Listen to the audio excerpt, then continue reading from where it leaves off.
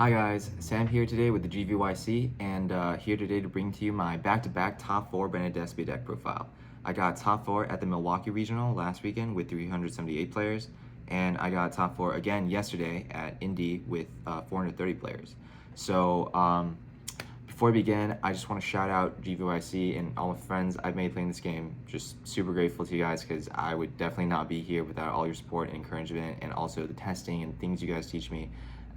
And so yeah, thank you guys so much. And I also want to shout out Eric for theorying the deck with me. I think we came up with the perfect main deck. And yeah, with that said, let's get into the deck profile. I played Branded DESPIA with 51 cards in the main deck. Every single card that we didn't need, we just cut, and then I think every single card in the main deck did come up. So 51 cards is just where we landed on. I played 3 Allure, 3 Branded Opening, and then also 3 Branded Fusion. Just standard starters. And then I also decided to play Gold Stark and Foolish this time. These cards are just for additional starters and consistency. They can convert into a lot of other things though, because like they're not just extra copies of Allure. A lot of times like this searches Cartesia or Mercurier or Quem, and like this dumps like Sarnia or something. I played 3 Shroud. This card's mandatory to play at 3. You gotta play it because you need to see this in like every single hand. It just makes every single hand better. You start with the same number of cards, but you just get to start your turn with Albaz in the graveyard, or Retribution to get access to Branded Fusion. So, or Branded Opening. So like this card's broken. I played 3 Albaz, mandatory, and then I played 1 Mercurier. This card is the best. Every single time I hard draw it, it wins me the game somehow. Like whether it's like a negate they didn't see coming, or just me banishing it for Branded in red to get the search off of it. Like this card's great. I played 3 Cartesia, or yeah, sorry, that's Quem. But I played 3 Cartesia. This card was just insane. I also played the 3 deployment with it. Playing 3 of this, just the maximum amount of copies. Like you always want to see this in your hand. It plays around hand traps. It's an extender. Gets you access to puppet. Like this card is you would play as many copies of this card as you could. So yeah.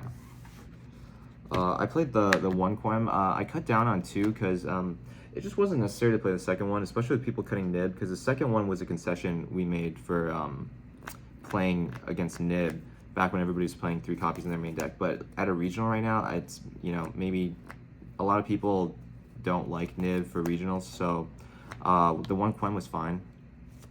And yeah, the second one didn't really come up, so this was perfectly fun. I played 3 Allure of Darkness, and alongside that, I played the 2 Tragedy and 1 Adlib. You don't really need the 3rd Tragedy.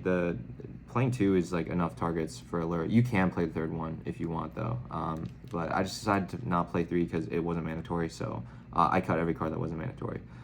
Adlib though, I do think is mandatory. This card was crazy. It won so many games, so many random game states where it comes up.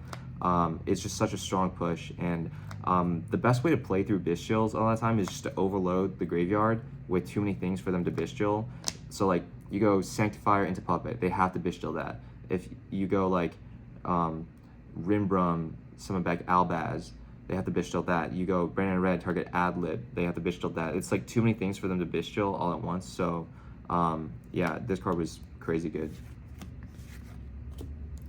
And then I played Bestial Sarnier and Lubellion, just 1 copies each. I saw the other Bestials. And I also played the 1 Gimmick Puppet. I did Gimmick Puppet lock a lot of people today. You don't really have to do it to win going first, because the end board is fine by itself going first. But like this card is just, it's a really nice option to have. And like sometimes you get hand trapped into Oblivion, and then like, but you can like still puppet lock them. I was puppet locking through multiple hand traps pretty much every single game 3. Like every game 3 was like me puppet locking through them having like Ash Imperm or like Ash plus a Bestial. I played 2 Branded in red. The second one definitely came up a lot. I think like the only reason to not play 2 was back in like tier format, like all the shufflers, so you only played 1, but like other than that, there's no reason to play like only one. I think the second one came up pretty much every single match. So yeah, it's also really good to have as an option to Runestun to play around skill drain. So yeah, I played one Branded Lost, one Retribution. These cards are both amazing. There was a bunch of times where I actually did set this just to play around a Bestial. Like they would try to Bestial the Gimmick Puppet, and then you just have this and negate the Bestial, and then they can't chain to this because Red Reboot is Shadow Realmed. So yeah, and then Branded Lost was just like the God card. I'm really considering playing more copies of this because in a lot of hands, like hard drawing the Branded Lost makes it a lot better. So yeah, this card was good. The God card was Branded High Spirits. This card was MVP. I drew this really weird hand where I had like 2 Albaz, a Cartesia, and a Fusion Deployment, plus this card. And it's just like a super, super weird hand. However, I puppet locked him through double imperm using that hand. And that was possible because of this. I used it once on my turn to dump Albaz, to dump Albion, and to search Quem. And then he impermed, I went deployment to Cartesia, normal summon Quem. He didn't imperm that because I had the Cartesia. But when I activated Cartesia, he impermed it. And then so basically I used Retribution to reset this. And then on his turn, he impermed my Cartesia in the draw phase again, so I couldn't use this effect, right? But then I had this, flipped it again to search my Courier to my hand, and then I used the set Branded Red to make a Lubellion, get a search off the Mercurier, and then discard the extra Cartesia that's in my hand, and then shuffle back the Cartesia on the field and the Albaz in the graveyard to make Sanctifier, and then on res, the Quem brought back the Cartesia that I discarded to make Grand Guignol, and then puppet locked him through him having double imperm because of this card. So this card is crazy. It's basically like a mini branded fusion in terms of card advantage. So maybe you would consider playing more copies because it was really, really good. I played the Patchwork Engine, 2 of each. I don't play Droplet in the main deck because honestly, I feel like you don't need Droplet to break any boards. The engine by itself is good enough into pretty much everything. I lost the die roll to Vanadium round 1 yesterday, and I broke through his full Barone, Dissipator, Changing, Reframing, SP Little Knight. And he had Nib in hand. He also had Nib in hand on top of that. And I was able to break through his entire board. Like, when you go into Fire and you draw Patchwork, and you make a Guardian Chimera that can't be targeted and is chain blocked by Edge Imp or like Tragedy or Adlib or Sarnier, so they can't Apo it. Like that breaks the board, and it does better than it does it better than Droplets because when you do Droplets, you go neg, so you have like 3-4 cards in hand, and you have to play through all their hand traps with that. Whereas like if you go Chimera to break their board instead, like it's the same thing except now you have like 5-6 cards in your hand. Sometimes even more because like you draw into like Allure off of Chimera or something. So like yeah. Patchwork Engine was just broken, and I really, really enjoyed main decking it. And I also liked playing the 2 poly because I wanted to resolve Patchwork twice. For the non-engine I played just 3 Thrust. This card is a God card and branded, just searches every power spell in the deck. I played 1 Talents. I cut this down from what I was playing before. You only need the 1 to search off of this, so like going second, you can like Talent Select their hand, rip away their Ash, and then you're free to Brand Fusion, then you win. So like, yeah, I only needed the 1. And then I also played Called By to play around Ash, and then 1 Fusion Dupe. Fusion Dupe is just like a God card.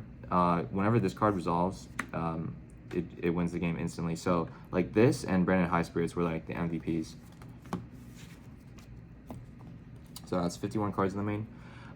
For the extra, I played 1 Lubellion, and then 2 Albion, and then I also played 2 Mirror Jade. These for like the standard Albaz fusions. And then I also played 1 Titaniclad, 1 Rinbrum, and 1 Sanctifier. Sanctifier is probably getting banned soon. This card being untargetable and unsuper polyable is just broken, and a lot of times you can just like summon this in the Branded Lost window so they can't even use Droplets on it. So yeah, this card was crazy. Rinbrum is also crazy. This card, you like never summon it, you always just dump it to the graveyard, but like oftentimes your opponent, if you get your puppet lock stopped, like say they drew the God hand, say they drew like an Ash, Imperm, and a Bestial, and they like Bestial your Gimmick Puppet, right? Like they play through everything, but like the last thing that they can't play through is Rimbrum summoning Alabaster from the graveyard and making a Mirror Jade, and then the Mirror Jade banishing something else. Like it won the game so many times doing that with Rimbrum. So yeah, this card was crazy.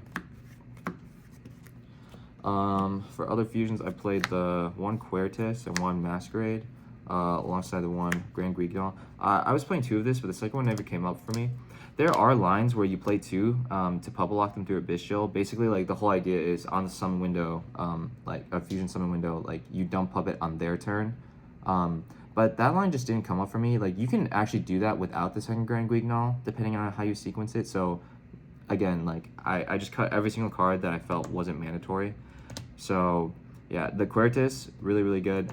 Sometimes like I just hard make this going second into Apo because it blanks Apo. They activate Apo, you chain this, make their attack 0, and then the Apo doesn't negate. So like you can just, if you like Patchwork and you don't need a Chimera breakthrough board, or you have like Brandon Red to make Chimera anyways, you can just like poly, make this, and like this card's insane.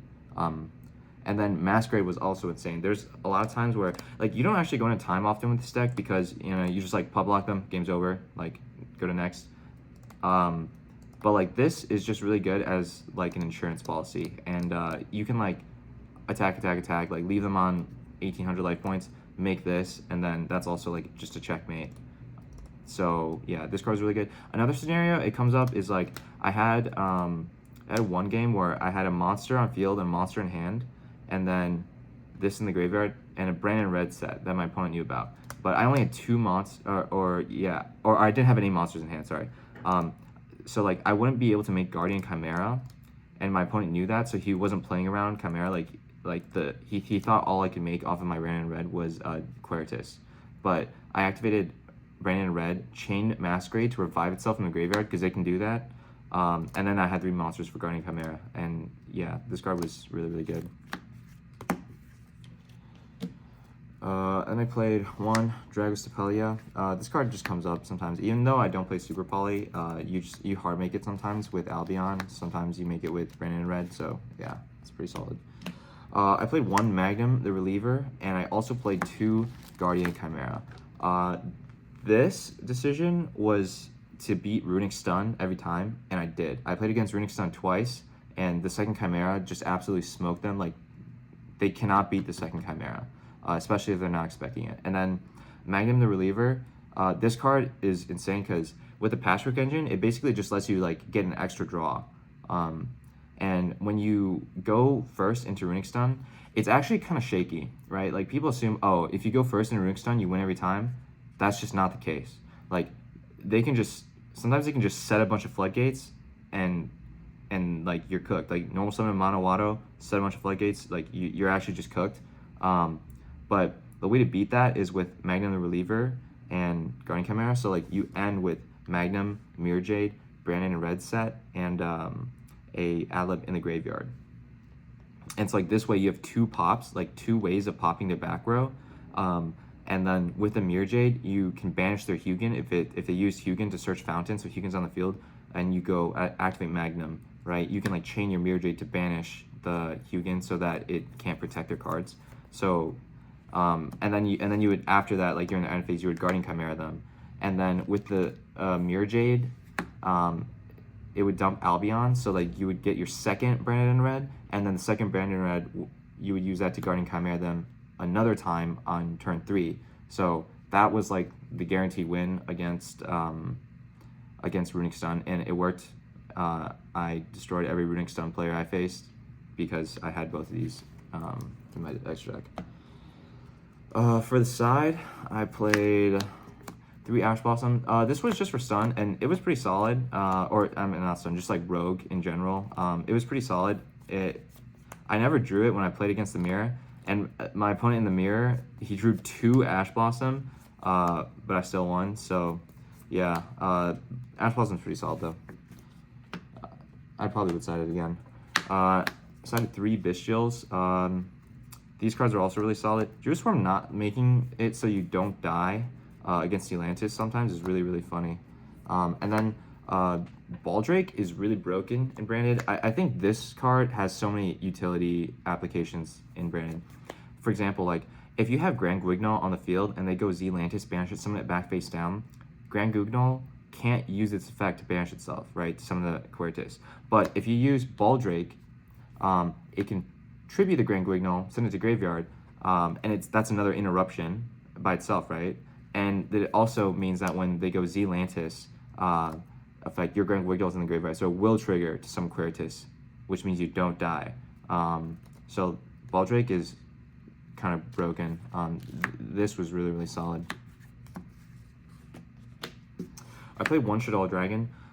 This was also just for like the guarantee win against Runic Stun. I was really afraid of that deck because if the game against Runic Stun is in your control, you'll win, right?